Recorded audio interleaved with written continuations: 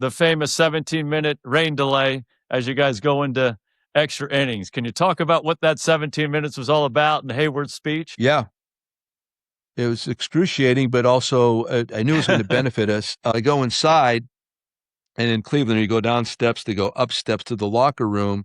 And as I'm walking down the first flight, and I'm seeing the guys peeling off into the weight training room there, and I said, "What's going on?" They said, "Jason called the meeting." I said, "Great."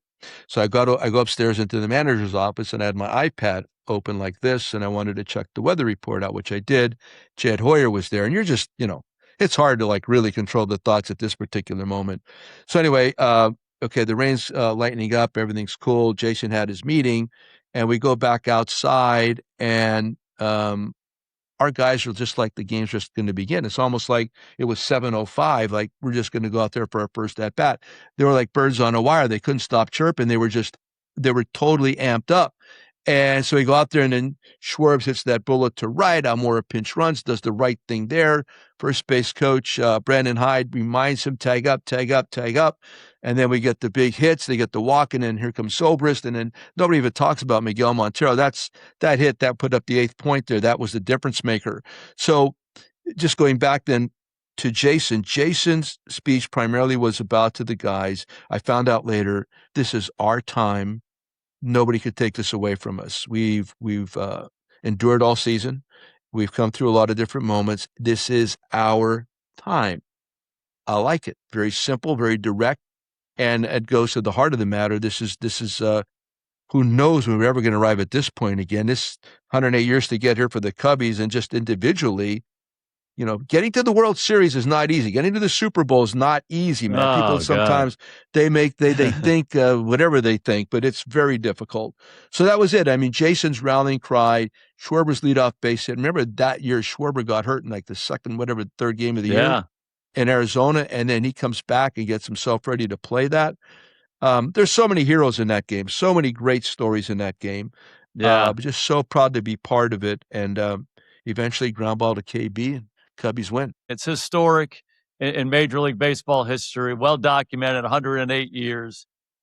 And you're in Cleveland, you win the game in extra innings. It's just one of the great games, great series of all time.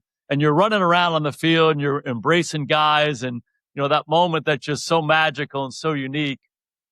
You have a quiet moment. Do you sit back at some point and say, I wish this person was here, or this person might be as responsible as anybody for me being in this position and having this kind of success in this kind of moment? Besides all the mentors, but my dad, actually, during that rain delay, I should have mentioned when I went upstairs, I brought his hat back down to the field with me. The hat that he wore when he went to work every day was an old Angels hat when they were part of Disney with that flying A on it. It's a very dirty, grimy hat, but I carried it's in my backpack in the other room right now. So I was every game, backpack. My dad's hat was in the backpack. So I went and grabbed the hat. And just like in 2002, I did the same thing. That's where he passed away. I put it underneath my books in the corner of the dugout in Anaheim Stadium. And so my dad saw the last out there when Ersty caught the fly ball. And then I went up there and I put him actually in the back, stuff in the back of your pants with the belt there, and because I had a jacket on. And I kept them back there for the last out, that last inning, because I didn't have it until the rain delay. So I went upstairs and got the hat. I said, "It's time. Come on, Dad, let's go." So I put it in the back. And it's about your dad. And of course, my mother. My mother came to some of the games in Chicago. She wasn't there in Cleveland. But Beanie's still with us. She's 93, but it's your parents that really make that kind of an impact. And my dad would play catch. He put up a tire in the backyard for football, the swinging tire, so I could throw the ball through the tire. They put a hoop up downstairs after work. Him and my uncles would play basketball with all of us kids, and it was filthy dirty. It was a plumbing shop. So, but it was every day. He was always available. I don't care how tired he was always available. So, him being in a dugout, both in Anaheim for that night and then in Cleveland for that night, most important thing. A couple other things. Tell me about the try not to suck. Yeah. Why has that been such a good message for you guys?